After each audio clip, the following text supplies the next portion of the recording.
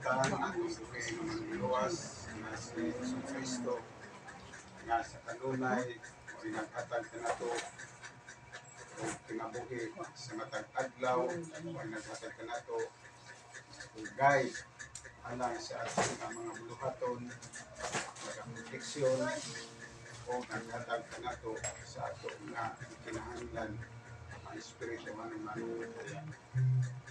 Adlaw mga kaigsunan o ang adlaw nga pinasahit lahi sa ubang mga adlaw kay kining adlaw mao gayud ang gigahin kanato sa atong buhi nga manluluwas nga mao sa Ginoong Jehova nga atong pahugayon.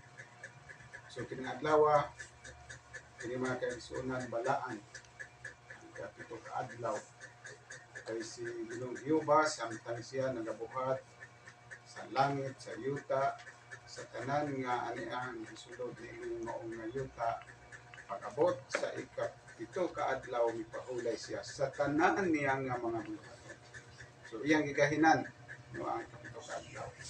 Ug tungod yan na sa diha nga iyang gigahinan iyang undang iyang mga buluhaton kuna siya ay buhat, kuna siya ginahimo, kung siya iyang gihimo, iyang ipanalanginan o iyang gibala. So nindot karong adlaw mga kaigsunan kay ibalaan kini sa atong buhi nga manluluwas iyang ipanalanginan. So kita karong adlaw nakaambit sa maong panalangin nga naman kay nabalaan kita wala ta sa tagsa-tagsa nato nga buluhaton nga mga material sa adlaw-adlaw.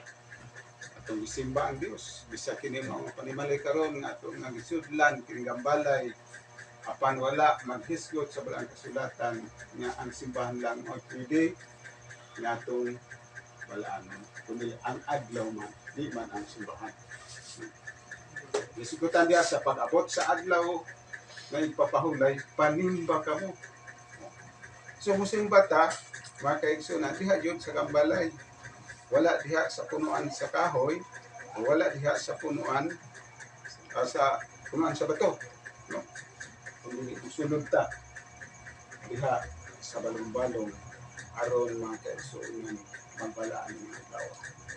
Sa unang panahon isugo ni Ginoong Jehova ang mga propeta nga nauna kang Ginoong Hesus nga maghimo sila og kanang balong-balong nga tigumanan pag-abot sa adlaw nga ipapahulay.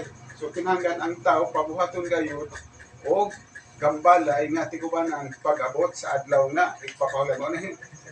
Mo na hinungdan karon nga ang tao ang mga alagad sa Ginoo kinahanglan magbuhat og simbahan kay simbahan naman sa una din ang balong simbahan naman karon lahi sa una nga balong-balong pabuhaton tag simbahan kay didto kita magtapok pag-abot sa adlaw nga ipapahulay.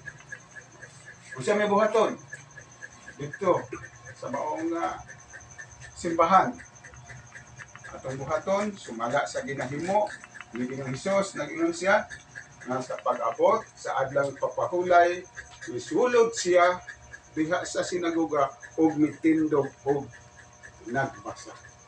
Unsa gibasa? Ang balaang kasulatan. Unsa giwali? Ang pulong sa Dios. Mao ni buhaton diha sa sulod sa simbahan di kay mamantay ta sa atong isig katao. Nga ato itabi atong isig katao nga sikuan mo. Di kundi ang balaang kasulatan mo'y atong paminawon magkanta ta sa pulong sa Dios, mag-istorya ta sa pulong sa Dios. Kaya mo ni Balo, itudlo ni Apostol Pablo sa mga apostoles nga mag-awit ta sa awit nga espirituhanon o mag-istorya ta sa pulong sa Dios. So minang adlaw mo na hinungdan nga kita karon nagtimo o programa may tungod sa ato nga pag-aisgutan kung saan nato pagbahin ang natagpusa nga pulong nga atong isgutan. Una, kining prayer. Gayong sunod, natay message nga o kanang ah short talk, no? Mensahe, no? Opening remark nga pakigpulong diha sa balaang kasulatan nga gikuha aron ato kini nga mahibaluan o atong natun-an kung unsa ang buot ipasabot o unsaon pagbuhat pagtuman sa tao ang maong nadungog. So, salamatan ang ato di ay nga mga kauban karon katong production lang. Production lang to. Akong pasalamatan ang nakalain-lain karon akan sa ato nga simbahan sa Milan Bapaya Church kung isa sa Dios nga mabubuot nga gikan sa Barangay Labaki na si Pastor Elisar Banong, gikan sa Barangay Tamil na si